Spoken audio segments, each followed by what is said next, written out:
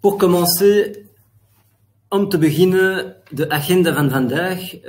Digitaal ontwikkelingen, dat gaat in alle richtingen.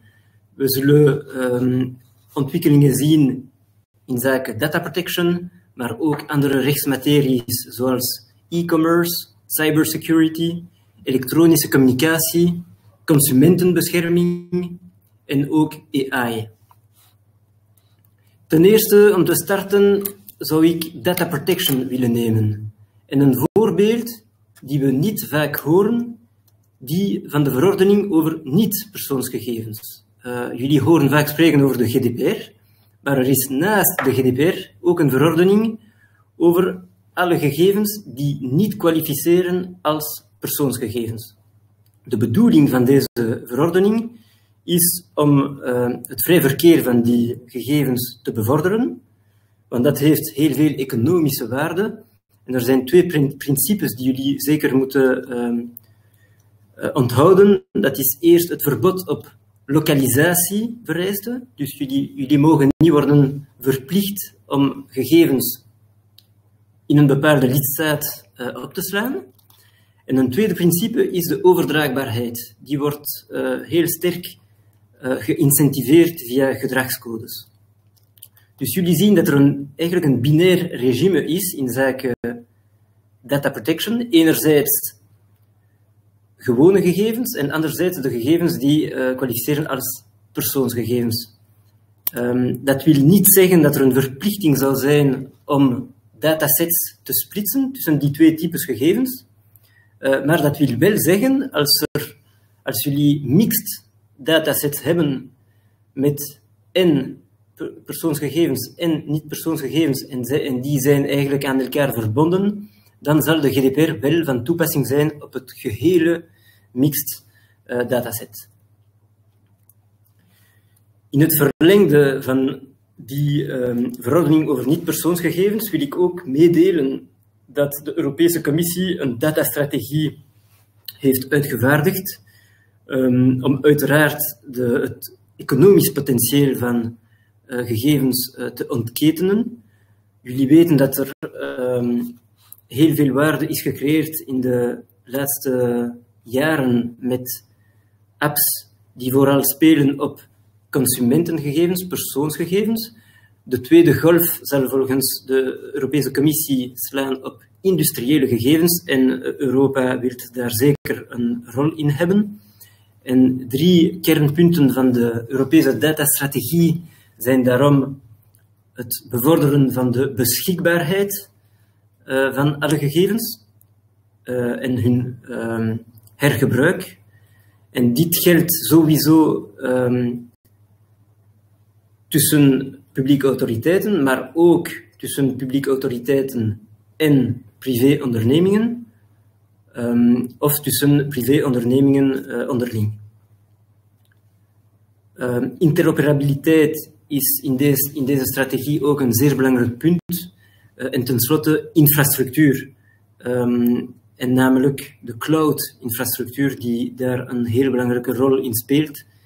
Er is een politieke wil om minder afhankelijkheid te hebben ten aanzien van de Amerikaanse en Chinese providers. En jullie hebben misschien dat project Gaia-X gehoord, die de ambitie heeft om een soort Airbus van de Europese cloud te worden. Nu zal ik een beetje inzoomen op de GDPR en meer bepaald op de interpretatie van het Hof van Justitie op bepaalde bepalingen van de GDPR. Ten eerste wil ik melden dat er een arrest is geweest over de integratie van de Facebook like-buttons op websites van ondernemingen. Dit is heel belangrijk, want heel veel ondernemingen integreren deze plugins, deze buttons op hun website. En vaak zeiden die ondernemingen, kijk, wij hebben daar eigenlijk geen controle over, wij zijn daar geen verantwoordelijke voor. En vaak wouden de ondernemingen zich verbergen achter Facebook. Die beslissing is heel belangrijk, want het zegt dat de onderneming die zo'n plugin, zo'n button integreert op haar website, eigenlijk gezamenlijke verantwoordelijke is voor de verwerking van de persoonsgegevens via deze button, tezamen met Facebook. Dus dat wil zeggen, als jullie zo een plugin van een derde partij integreren op jullie website, en dat dient om gegevens in te zamelen bij de gebruiker en om die dan door te sturen naar Facebook of een andere derde partij, jullie hebben daar een verantwoordelijkheid in, jullie moeten daarvoor eventueel consent vragen aan de gebruiker, de juiste informatie verlenen.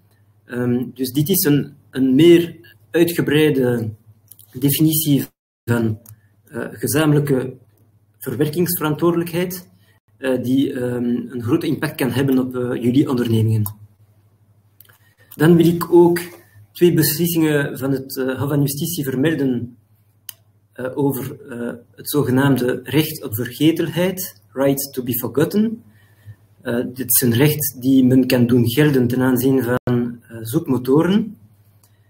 In het context van die 2 arresten heeft het Hof gezegd dat het recht op privacy en het recht op vergetelheid eigenlijk niet absoluut is.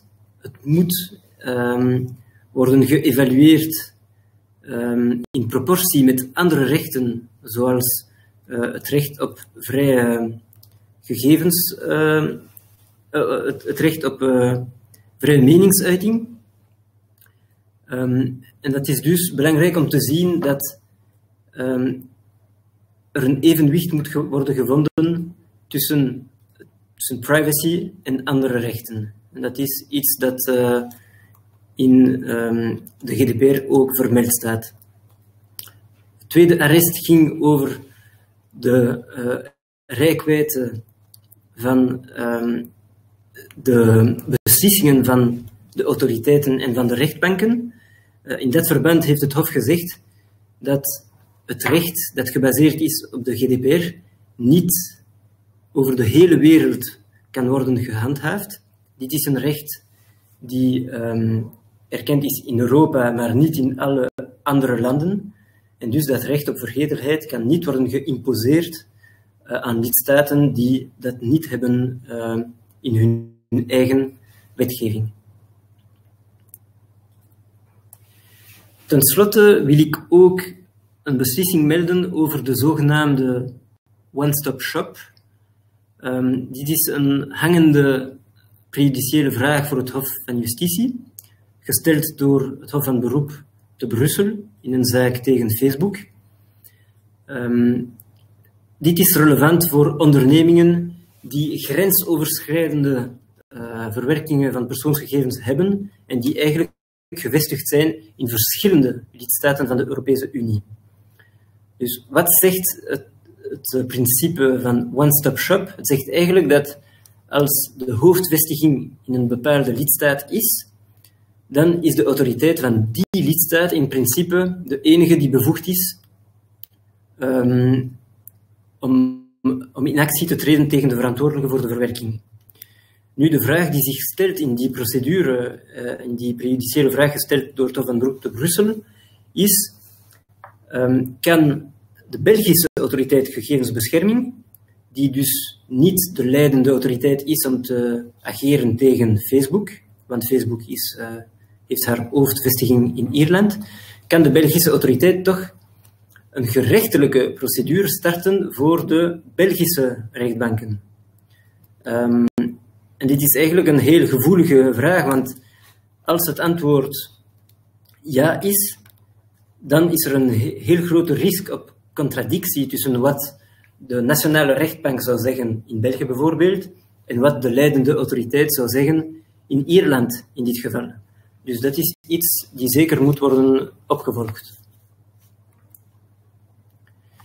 Nu ga ik zoomen op beslissingen van de Belgische gegevensbeschermingsautoriteit. Er zijn er veel geweest de laatste 2 jaren en ik zal 3 voorbeelden geven.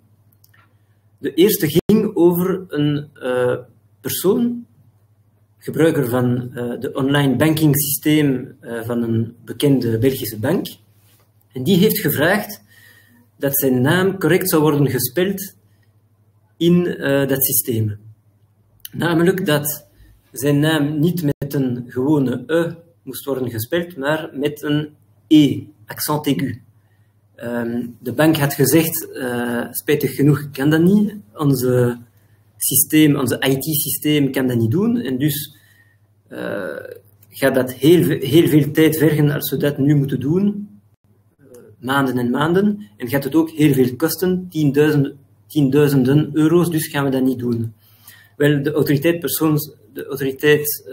gegevensbeschermingsautoriteit heeft gezegd dat de persoon wel recht heeft om zijn naam te laten corrigeren in die online banking systeem. Dus een heel strikte beslissing. Tweede voorbeeld is een boete. Dat was de eerste boete opgelegd door de autoriteit. Die werd opgelegd aan een burgemeester die politieke reclame heeft gestuurd per e-mail zonder toestemming. En het derde voorbeeld die ik wil geven, dat is een heel recente beslissing van eind april. Het gaat over een DPO, Data Protection Officer, die eigenlijk zijn functie van DPO cumuleerde met die van directeur van de Compliance Department.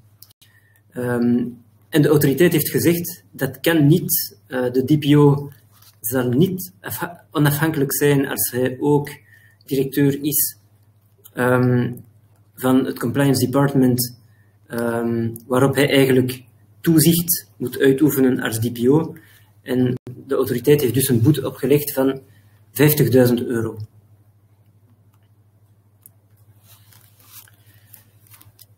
Enkele Belgische regels die ik ook wil vermelden, gaan over het gebruik van gegevens die in de registers zijn, namelijk de kruispuntbank van ondernemingen. Dat zijn de gegevens alle officiële gegevens over ondernemingen.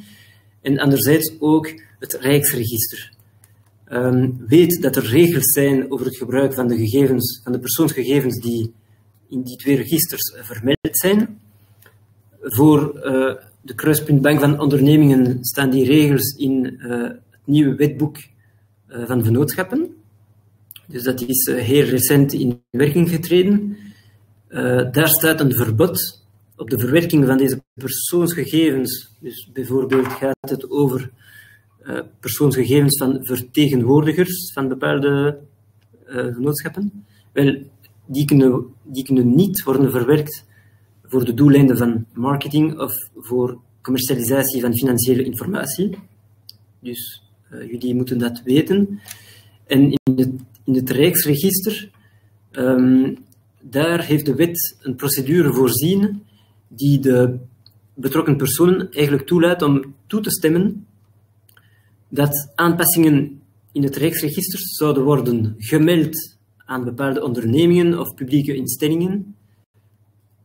Maar dan zou het wel beperkt zijn voor heel beperkte doeleinden en kan dat zeker niet gelden voor reclame of voor herverkoop van die gegevens. Dus weet dat dat bestaat, maar het zijn wel heel strikte voorwaarden. Ten slotte, om die chapter af te sluiten, wil ik spreken over het recente revenge porn.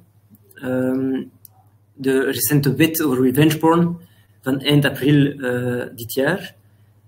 Er bestond al een misdrijf, strafrechtelijk misdrijf voor voyeurisme. Die is nu uitgebreid geweest door die wet.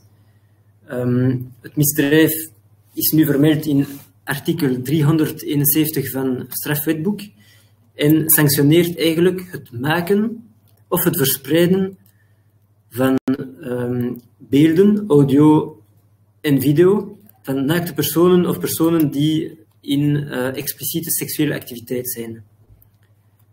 Wat heel merkwaardig is in die bepalingen, is dat er nu ook specifieke procedurele bepalingen zijn om te kunnen handelen tegen de verspreiders van deze revenge porn materialen. Namelijk een mogelijkheid om een eenzijdig verzoekschrift via een eenzijdig verzoekschrift een gerechtelijk bevel te bekomen om die materialen te verwijderen binnen 6 uur, dus zeer korte termijn. En ook een mogelijkheid om een bevel te hebben van de Openbare Ministerie. Het kan schriftelijk, maar het kan ook louter mondeling. Natuurlijk is het verplicht om zich te conformeren aan die bevelen en anders zullen strafrechtelijke sancties van toepassing zijn. Deze nieuwe regels treden in werking op 1 juli van dit jaar. Ik wou toch een beetje spreken over COVID-19, ook al is het niet de hoofdthema in deze webinar. Jullie weten dat een probleem die we hebben om de spreiding van de virus tegen te komen, is dat we telkens eigenlijk een stap achteruit zijn. Als iemand besmettelijk is, heeft hij misschien geen symptomen en weet hij dus niet dat hij besmettelijk is en kan hij dus veel mensen besmetten. Mobiele apps kunnen een rol spelen in het tegenkomen van die spreiding. En er zijn dus officiële aanbevelingen, richtlijnen geweest om die mogelijkheid ook te gebruiken. Namelijk een aanbeveling van de Europese Commissie, richtlijnen van de Europese Commissie voor de gegevensbescherming, een advies van de Belgische Autoriteit Persoonsgegevens. En het is dus interessant om te zien wat de Belgische overheden daarmee doen.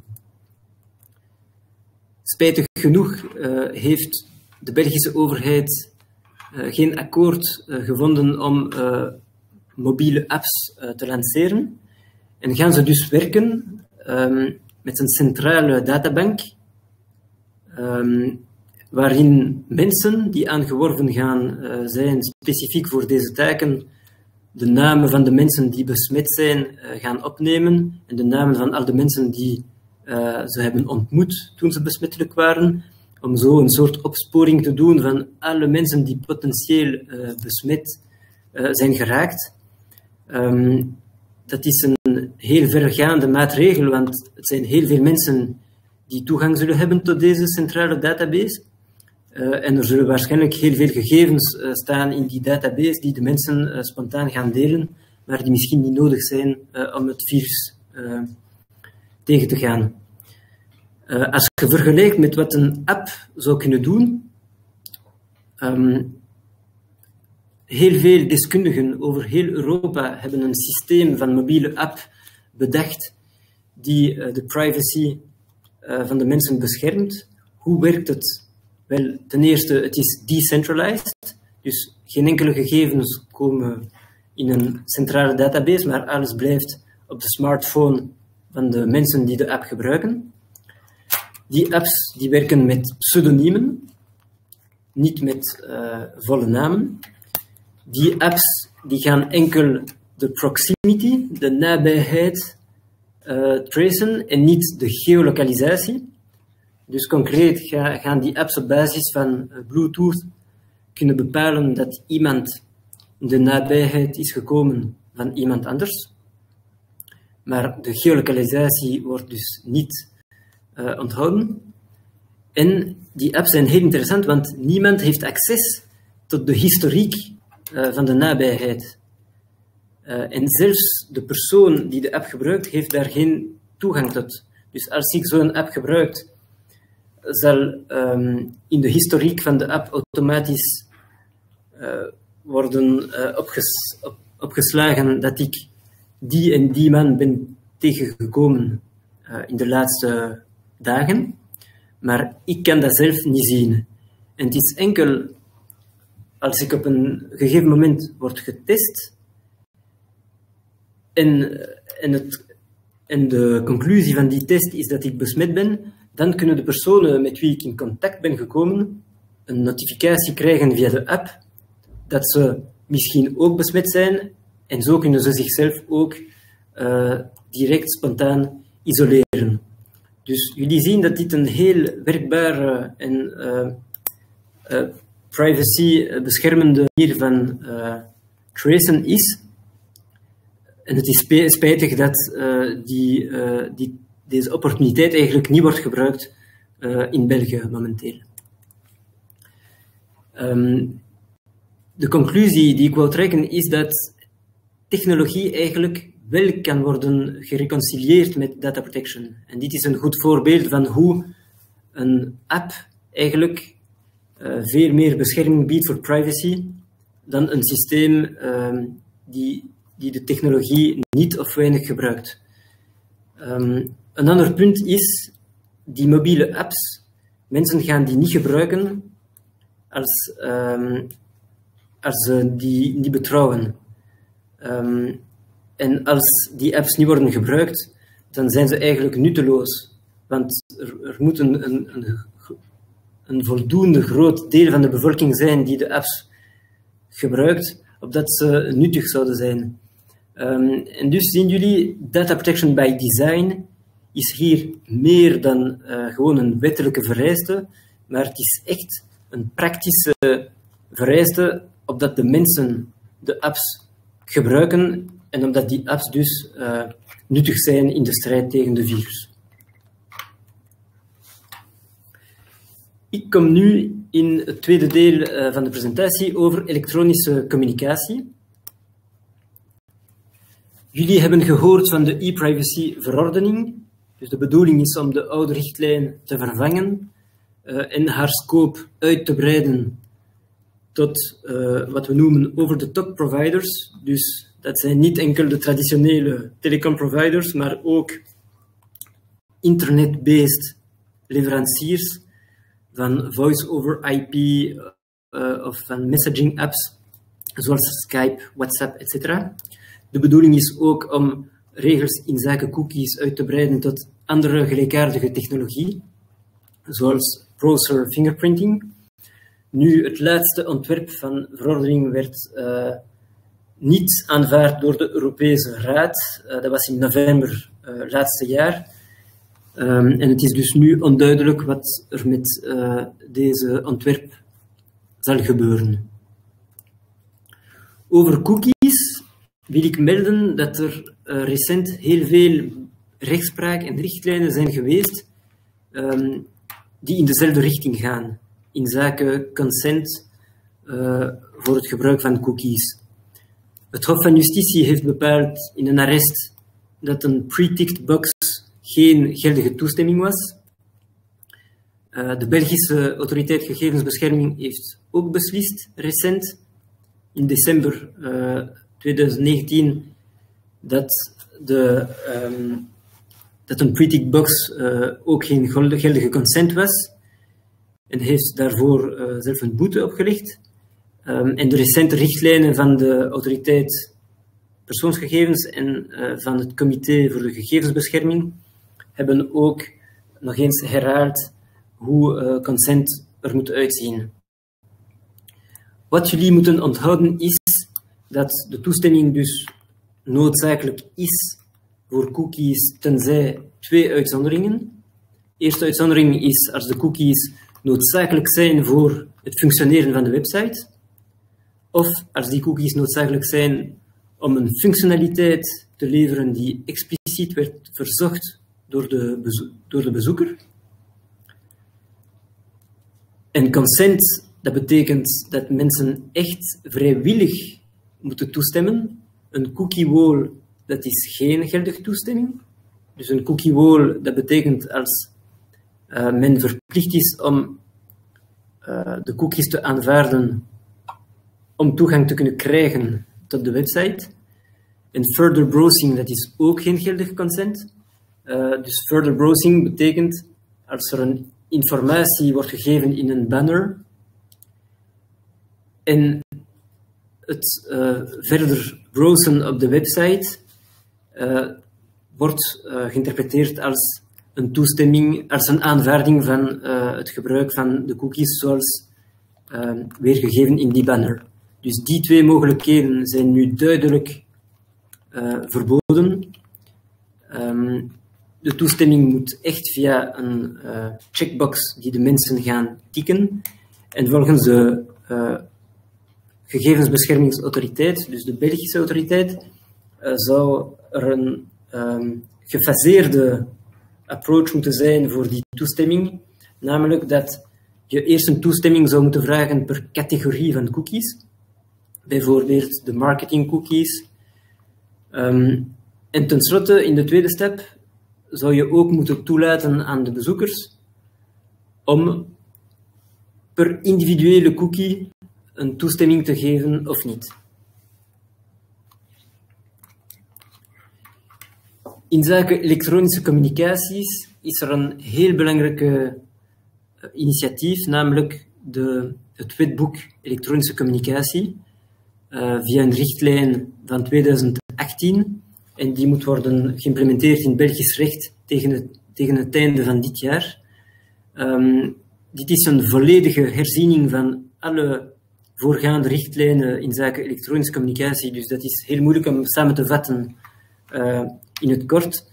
Maar weet dat de scope van die regels zal worden uitgebreid, zoals ik zei, in zaken e-privacy, tot alle internet-based services. Dus niet alleen traditionele telecomplayers, maar ook Skype, WhatsApp, e-mail, leveranciers, etc. In die regels zal er maximale harmonisatie komen voor de bepalingen in zaak consumentenbescherming. Er zullen uitgebreide rechten komen voor het switchen van internet access provider en voor het overdragen van telefoonnummers. Er komt een gecoördineerd spectrumbeheer voor de uitrol van 5G. En dit moet allemaal worden geïmplementeerd in nationale wetgeving tegen 21 december 2020. En nu dat we 5G hebben vermeld, jullie hebben waarschijnlijk gevolgd dat zonder waardevolle regering het eigenlijk onmogelijk is om de veiling te doen van het spectrum voor 5G. De situatie is een beetje bijzonder in België, want een deel van het spectrum voor 5G was al per toeval in handen van een operator.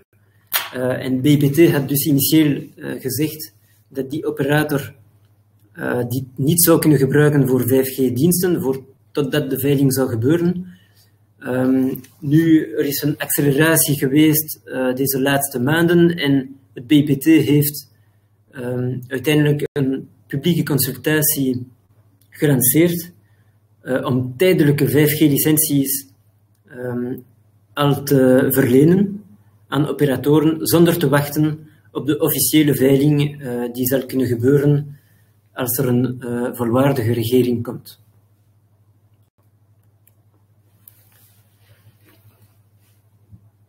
Et maintenant, pour la deuxième partie de ma présentation, je vais passer au français, avec un premier point sur l'intelligence artificielle. Et une première question qui se pose, est-ce que l'intelligence artificielle nécessite un nouveau régime juridique? Évidemment, c'est une question qui s'est déjà posée. À chaque nouvelle technologie, on peut se poser la question. Et vous voyez ici à l'image Robert Caillot, qui est un des inventeurs du web. Eh bien, à l'époque où on a créé le web, on n'a pas créé de toutes pièces un droit de l'Internet. Donc, de la même façon, il n'y aura pas un nouveau droit de l'intelligence artificielle qui va être créé. Mais par contre, dans les principes existants qui vont s'appliquer à cette nouvelle technologie, il va falloir apporter certaines corrections pour résoudre des problèmes précis que pose la technologie en question.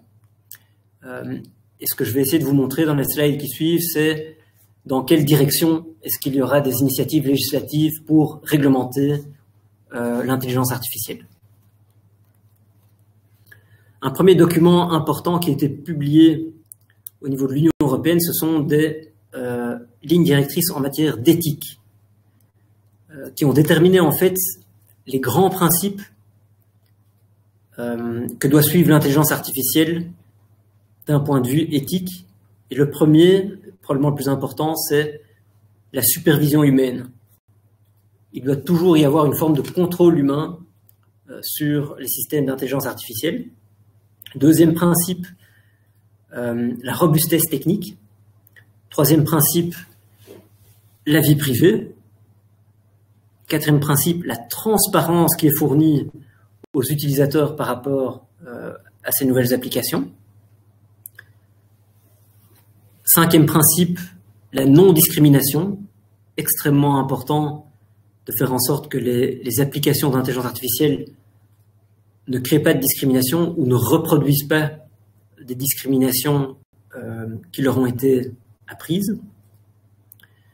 Et enfin, le dernier principe, un principe de responsabilité, ou plutôt accountability, comme on dit en anglais, qui est un mot plus fort, qui est que ce sont les développeurs et les opérateurs de l'intelligence artificielle qui doivent toujours être en mesure de démontrer le respect de ces principes.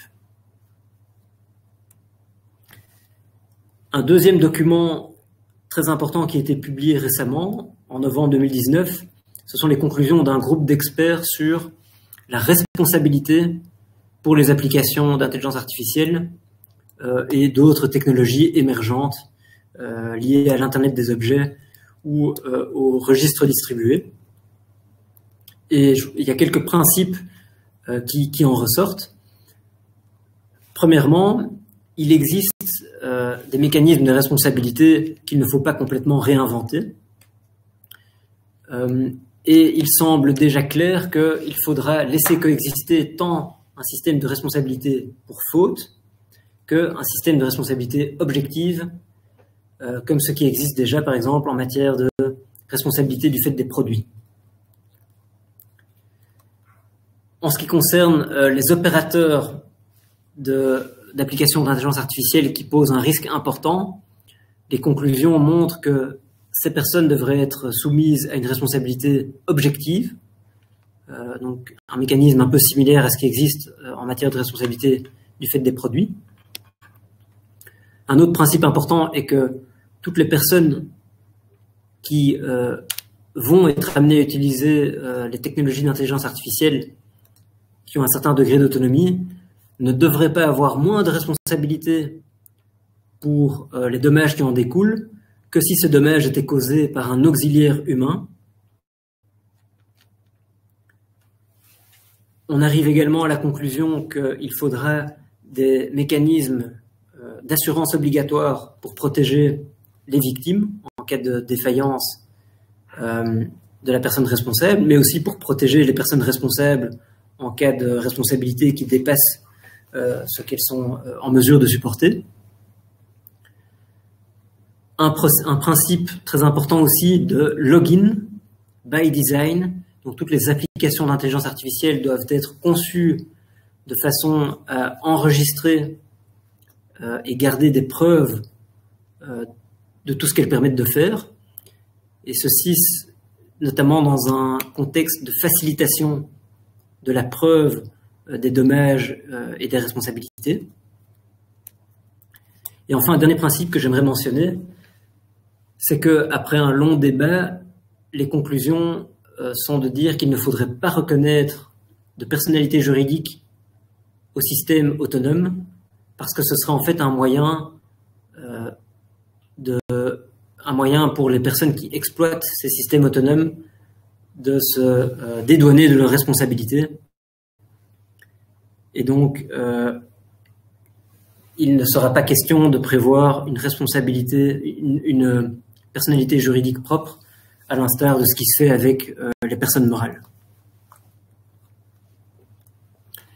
Alors, les conclusions des deux documents que j'ai mentionnés ont été en quelque sorte digérées par la Commission européenne dans un livre blanc, dans lequel la Commission indique déjà de façon assez précise quelques types d'exigences qu'elle souhaiterait imposer pour les applications d'intelligence artificielle qui posent un risque élevé.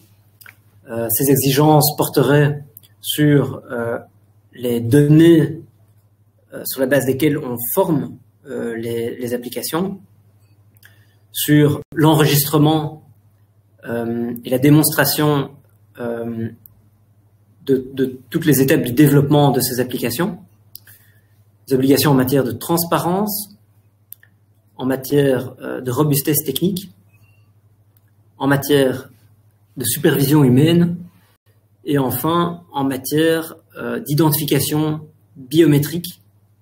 Et ce dernier point est très important.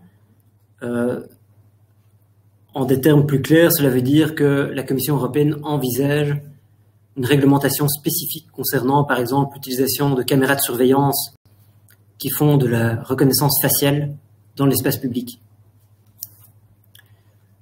Et enfin, un dernier point très important pour la Commission européenne, c'est la possibilité de pouvoir auditer les applications d'intelligence artificielle, de les faire auditer par des organismes indépendants afin de pouvoir évaluer le respect de tous ces principes. Et donc, une initiative législative a été annoncée par la Commission européenne d'ici la fin de l'année concernant ces différents aspects. J'arrive maintenant aux aspects de commerce en ligne, avec d'abord la mention de ce règlement en matière de géoblocking, qui n'est pas tout récent et que vous êtes donc tous censés connaître.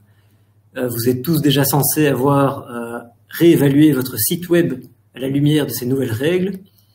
Pour ceux qui auraient la mémoire courte, je rappelle l'essence de ce règlement, c'est que le blocage géographique et la discrimination des utilisateurs d'un site web sur la base de la nationalité ou la résidence est interdite. Donc concrètement, vous ne pouvez pas limiter l'accès à certaines personnes à votre site web sur la base de critères de résidence ou de nationalité. Vous devez appliquer les mêmes conditions d'accès aux produits et services et par exemple les mêmes conditions de prix sans discriminer sur la base de ces critères de résidence. Et de même, vous ne pouvez pas restreindre, discriminer donc les gens pour les moyens de paiement en ligne qui sont disponibles. Ce sont des règles qui valent tant en B2B que à l'égard des consommateurs, et donc ça reste quelque chose d'extrêmement important. Je mentionne aussi très brièvement un arrêt de la Cour de justice dans une affaire concernant Airbnb, qui a clarifié le principe de liberté de fourniture de services de la société de l'information dans l'ensemble du marché européen. La question qui se posait, c'est est-ce qu'un État peut prendre des mesures qui restreignent la fourniture de ce type de service dans son propre État? Et en fait, il existe des règles qui imposent pour ce type de restrictions de les notifier à la Commission européenne, etc., ce qui n'avait pas été fait en l'espèce. Et donc, la Cour de justice a confirmé dans ce cadre que Airbnb bénéficiait bien de la directive 2031 sur les services de la société de l'information et qu'un individu pouvait donc s'opposer à des restrictions à la liberté de fournir ce type de services qui n'ont pas été notifiés conformément aux règles applicables. Et il est intéressant de comparer cet arrêt à l'arrêt datant d'il y a quelques années dans l'affaire Uber, où au contraire la Cour avait constaté que Uber n'était pas un service de la société de l'information, mais bien un service de transport pur et dur, et que donc, concernant Uber, les États membres pouvaient bien prendre des mesures qui restreignent la possibilité de fournir ce type de service, comme ça avait été le cas pour UberPop, qui avait été interdit en France. Un règlement très important qui va entrer en vigueur le 12 juillet 2020, c'est le règlement Platform to Business. Ce règlement s'applique à tous les fournisseurs de services d'intermédiation en ligne et prévoit des obligations à l'égard des utilisateurs professionnels de ces services. Donc ça veut dire toutes les plateformes de commerce en ligne comme eBay, Amazon, tous les App Stores, tous les moteurs de recherche doivent respecter ces obligations vis-à-vis des professionnels qui utilisent leurs services. Ces conditions portent notamment sur les conditions pour changer les conditions d'utilisation, les conditions dans lesquelles on peut mettre fin au service ou suspendre le service, des obligations en matière de traitement des plaintes, des obligations en matière de non-discrimination et de transparence à propos des critères qui sont utilisés par cette plateforme pour classer les différents utilisateurs professionnels, transparence au sujet de l'utilisation des données qui est générée par la plateforme et qui est générée par les utilisateurs de la plateforme. Donc ça, c'est une réglementation très importante à suivre si vous êtes un fournisseur de ce type de service d'intermédiation en ligne. Enfin, il y a une nouvelle réglementation en matière de copyright issue d'une directive qui, en bref, donne plus de protection aux titulaires de droits d'auteur et qui va imposer plus de responsabilités pour les plateformes, donc pour les fournisseurs de services de partage de contenu. Il y a deux dispositions importantes à citer dans cette directive. Tout d'abord, en ce qui concerne les éditeurs de presse, ceux-ci bénéficient à présent de deux années de protection qui leur permet de s'opposer à la réutilisation de leur contenu. Mais il y a évidemment une exception lorsqu'il s'agit uniquement d'extraits de fragments très courts, ou lorsqu'il s'agit d'une réutilisation à des fins purement privées, ou lorsqu'il s'agit uniquement de transmettre les hyperliens et pas le contenu. Et enfin, pour les titulaires de droits d'auteur, ils pourront désormais s'adresser directement aux fournisseurs de services de partage de contenu et invoquer leur responsabilité. Et donc, ceci est un changement par rapport au régime d'exemption de responsabilité qui figure dans la directive 2031 et qui va d'ailleurs bientôt être réformée à son tour. Et le dernier point que je veux mentionner concernant le commerce en ligne, c'est le Digital Services Act qui a été annoncé par la présidente de la Commission européenne dans ses lignes directrices politiques. Elle a annoncé qu'elle souhaitait revoir les règles pour les plateformes digitales.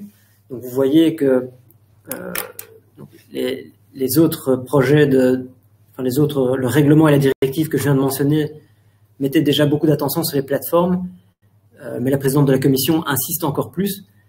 L'idée sera vraiment de revoir toutes les règles qui s'appliquent à elle, et donc finalement la directive 2031 qui a fait de bons et loyaux services pendant maintenant près de 20 ans va être entièrement revisitée. Et une initiative législative sur ce point est annoncée d'ici la fin de l'année. Enfin, j'aimerais parler un peu de cybersécurité, en commençant par mentionner la loi en matière de sécurité des réseaux d'information, qui est issue d'une directive européenne. Je ne vais pas trop m'y attarder, juste rappeler les obligations essentielles qui vont s'appliquer aux opérateurs de services dans des secteurs cruciaux que sont l'énergie, le transport, les finances, la santé, l'eau potable et l'infrastructure digitale. Ces obligations concernent principalement la notification des incidents de sécurité, la nomination d'un Data Protection Officer et la mise à disposition d'un point de contact pour les autorités. Donc c'est une réglementation hyper importante dont vous avez probablement déjà entendu parler, mais qui s'applique spécifiquement aux opérateurs de réseaux essentiels ou aux fournisseurs de certains services digitaux. Mais plus récemment, il y a également un règlement qui a été pris en matière de cybersécurité et qui, lui, va s'appliquer à toutes les entreprises.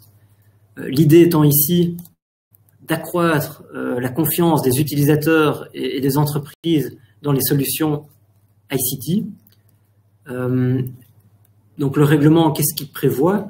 C'est en fait un cadre de certification en matière de cybersécurité, cadre dans lequel l'Agence européenne de cybersécurité, qui s'appelle ENISA, va jouer un rôle tout à fait central.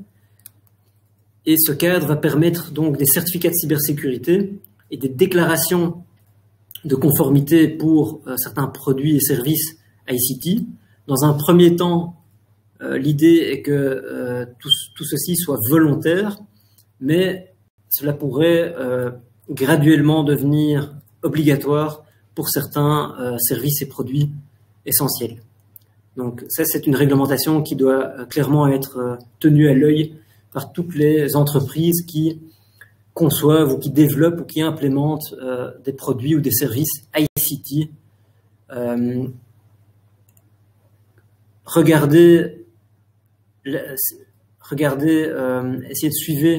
Essayez de suivre l'adoption des schémas de certification en matière de cybersécurité pour évaluer si vous vous y conformez et si il est envisageable de se faire certifier.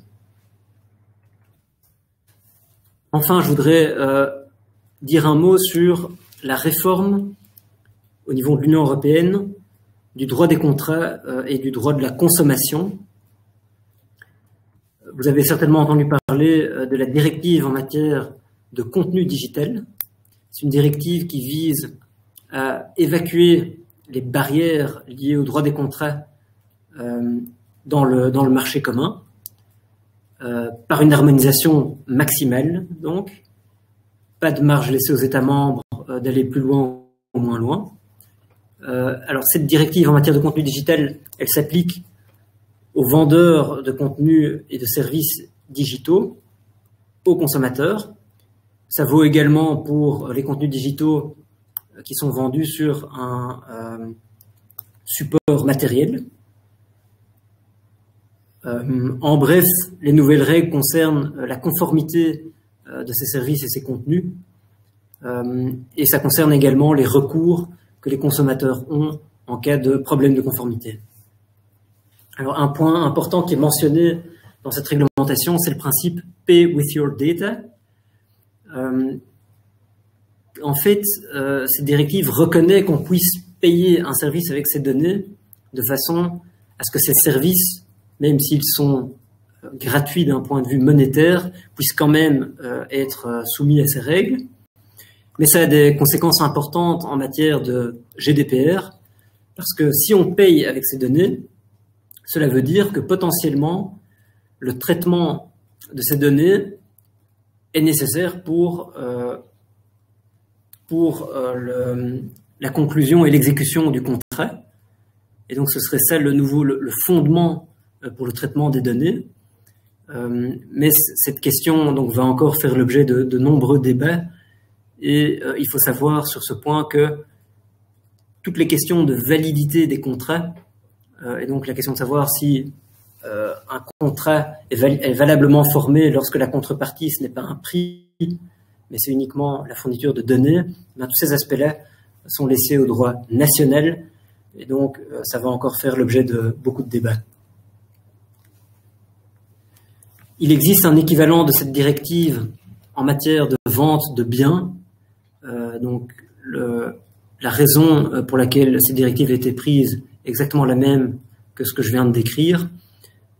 Et concernant la vente de biens, il faut savoir que ça concerne aussi la vente de biens qui inclut des services digitaux qui sont incorporés ou interconnectés dans les biens d'une façon telle que sans ce service digital, les biens ne pourraient pas fonctionner. Donc typiquement, il s'agit de smartphones ou de montres connectées. Eh bien, sachez qu'il y aurait également une harmonisation maximale des règles en matière de conformité et de recours des consommateurs pour ce type de biens. Et enfin, et c'est le dernier point de ma présentation, j'aimerais toucher un mot sur la réforme du Code civil, qui a un impact sur le digital et plus précisément en matière de signature électronique. Vous savez probablement qu'il y a en droit belge un principe d'équivalence fonctionnelle, ce qui signifie que lorsque le droit belge exige par exemple un écrit, cette condition peut être remplie aussi de façon électronique, à condition que fonctionnellement l'écrit électronique en quelque sorte soit équivalent à un écrit. Donc ce principe est établi et reste, mais il va y avoir des modifications en matière de force probatoire. Parce que dans la situation actuelle, le Code civil prévoit qu'une signature électronique n'aura de force probatoire que si elle peut être attribuée avec certitude à la personne et que si elle établit l'intégrité du document.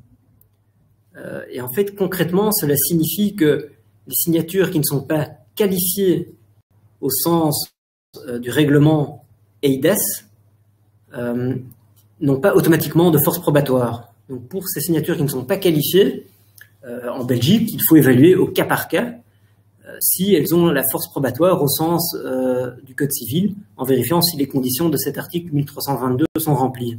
Eh bien ça va changer avec le nouveau livre 8 du Code civil qui prévoit que toutes les signatures électroniques vont avoir la même force probatoire, que ce soit des simples signatures électroniques ou des signatures qualifiées au sens du règlement EIDAS.